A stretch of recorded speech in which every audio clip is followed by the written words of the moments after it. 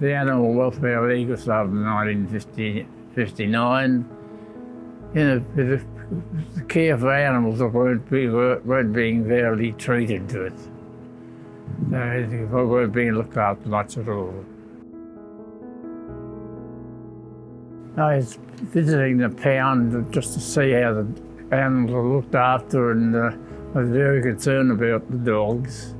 And they were just being taken away and shot, and nobody was very concerned about it at all. So we decided to start something to look after them.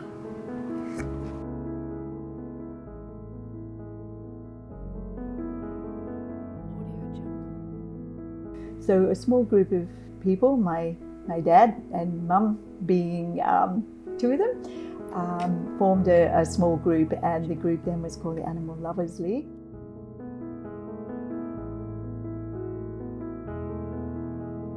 They started a little tiny sanctuary out beside the pound, out on Pine Ridge Road at Coombaba, and that was the beginning of what we have now.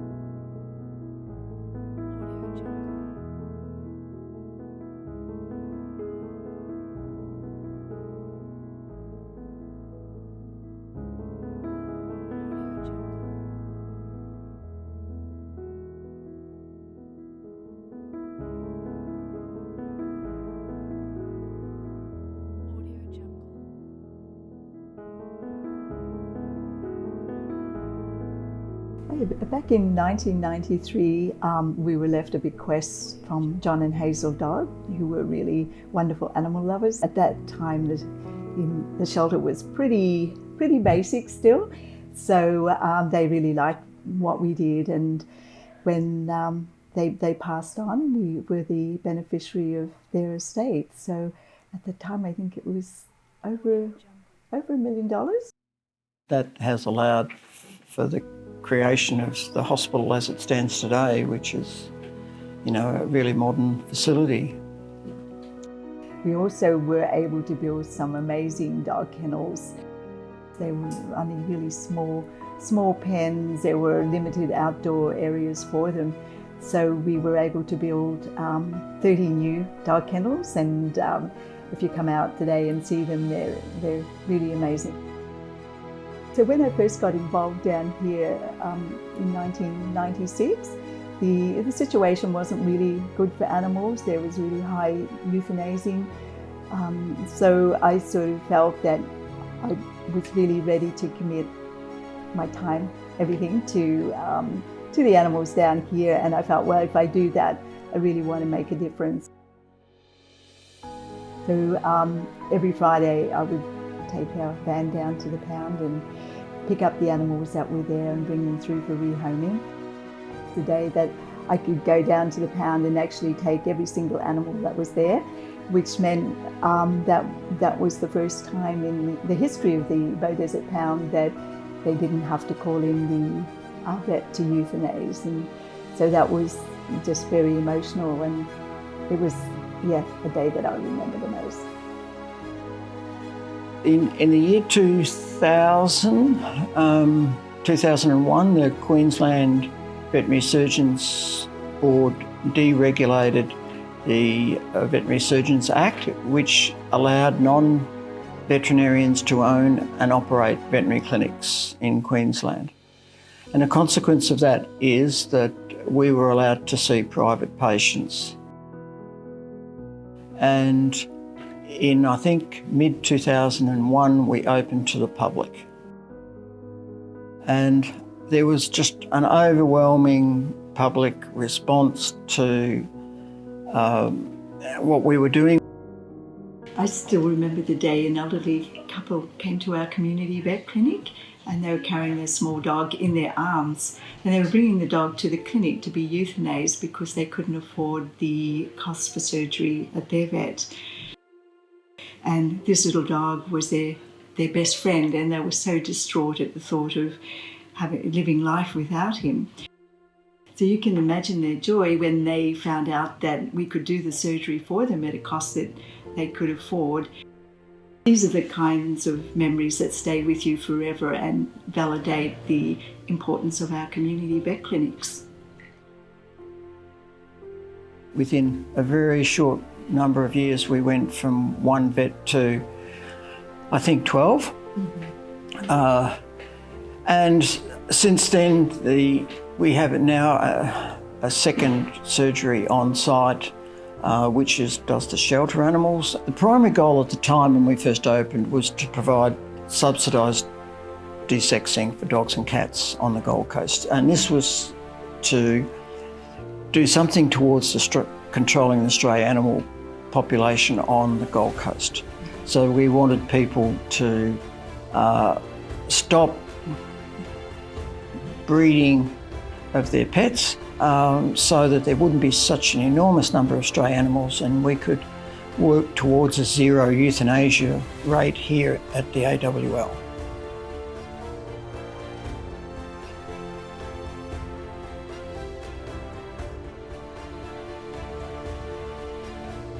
National Desexing Network started in 2005. It was started by Sylvana Wenderhold, who's one of the Animal Welfare League Queensland board members. We realised that there were just too many animals in pounds and shelters to find homes for them, and so we needed to work on a more proactive approach where we would prevent unwanted animals being born rather than have to rehome them afterwards. And that was a massive job which just was not being able to be achieved. So the National Desexing Network now has 3 strands. It not only has a range of vets, over 160 vets that participate nationwide in reducing their prices. It also has National Desexing Month, which is now in its 15th year, and we have desexed approximately 10,000 to 13,000 animals every year. So that's over 150,000 animals desexed during that period of time, which is pretty amazing. The Animal Welfare League Queensland would love to see every council starting to budget for desexing and using these proactive strategies. The second thing we would like is to see more proactive work with urban stray cats.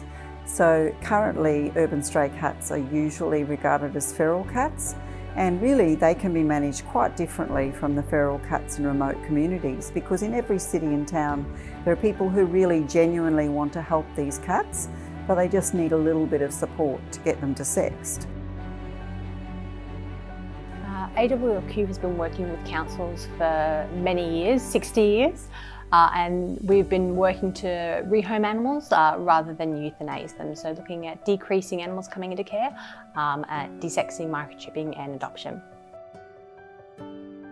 It's made a huge difference to the community. We've been able to adopt many animals who are desexed and microchipped, which means they won't come back into care. Also offer owner support to keep pets in their homes and make sure that they're well looked after. Working with councils, we've really been able to improve the understanding of animal ownership and the problems that owners face. By addressing desexing programs, identification programs and behaviour problems within the community, we've been able to reduce animals coming into care and also help with their owner retention and reclaim of their animals.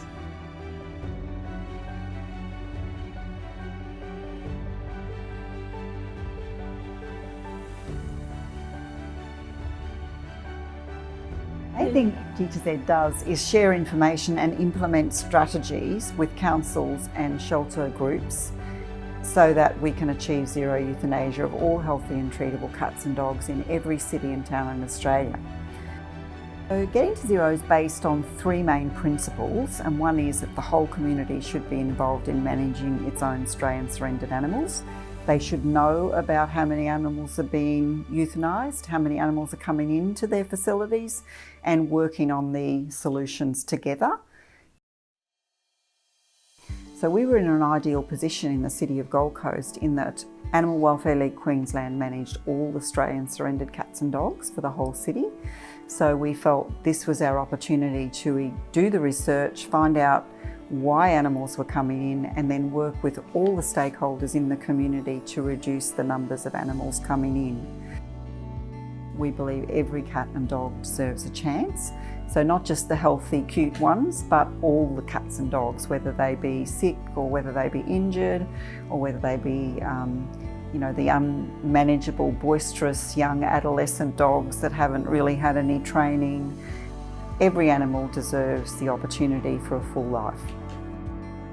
The third element is having a really effective rehoming strategy with lots of volunteers to help, lots of foster carers, and really proactive strategies that enable animals to get home as quickly as possible.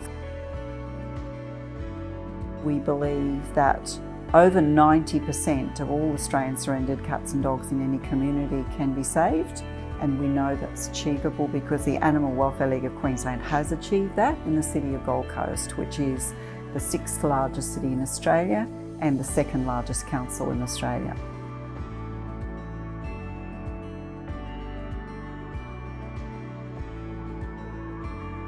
I've been here since 2006, so there's been a huge difference. Before I started, we didn't have getting to zero. So I've been here from when we used to euthanize animals just because there were too many black cats or too many black dogs or too many cattle dogs, to now where it's saving every life that's healthy and treatable. Project Empty Shelter was a rehoming initiative, and it was developed to help us try and find homes for the huge amount of animals we had waiting at the shelter at that time. We had full shelter at that time. We do generally run at full capacity all the time, but at that time of the year it became quite critical. We had nearly all the cages filled and with a huge amount of animals off-site that were waiting to come into the shelter to find a home. Project Empty Shelters allowed us to have an avenue to rehome more animals, so something that appeals to the public to come in and make a difference.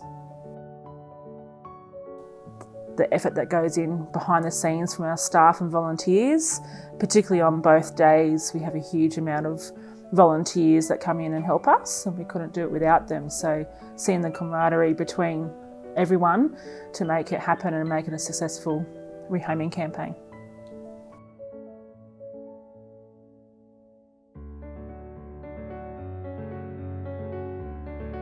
Animal Welfare League Queensland has always had a great belief in the bond and the connection that humans have with animals, and it's very important. And I received a phone call, it was late 2014, not long after I'd started here. It was from our major donors, and she was relaying this story to me about this woman that she knew who had a really old cat. And sadly, the woman's health had declined rapidly, and the woman had to move into a nursing home and couldn't take her cat. No one wanted this old cat. So this dear, poor woman, she was heartbroken, not knowing what else to do, took the cat to her local vet and had it put to sleep. I hung up from that phone call and I just thought, that's so sad on so many levels, let alone for the cat. And I just didn't want anyone to be in that position again. And this is basically the seed of how Golden Hearts first began. There is a great need in the community to support older people. The government are wanting older people to live in their homes for longer, independently. Unfortunately, with that comes problems of isolation, loneliness, and depression. And that's where having a pet can really, really help them. Golden Hearts actually is a world first, so we have combined many elements of this program, so it's a complete support program. Everything from pet matching, someone with the right pet, through to discounted vaccinations, and if you're a senior age person living on a pension, that's a big thing. And we fund it ourselves. So if you're not an older person who can benefit directly from the program, perhaps you can help fund it and help support it and tell more people about it.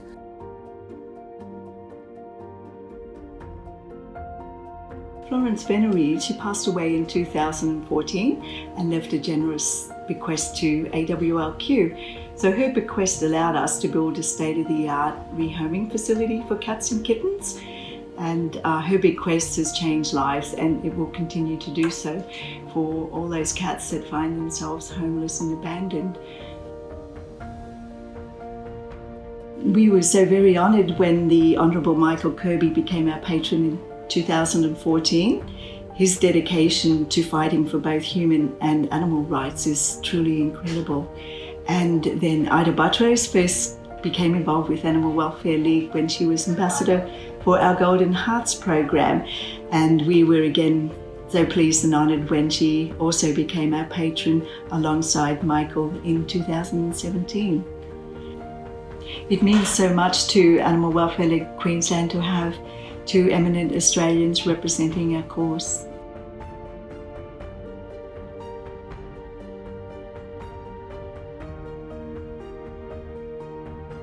All that we have achieved and all the lives that we have saved is thanks to you, our patrons, our ambassadors, our dedicated staff and volunteers, and our community. Our promise is to never euthanize a healthy, sociable, or treatable animal in our care, and we will continue to keep this promise for the next 60 years.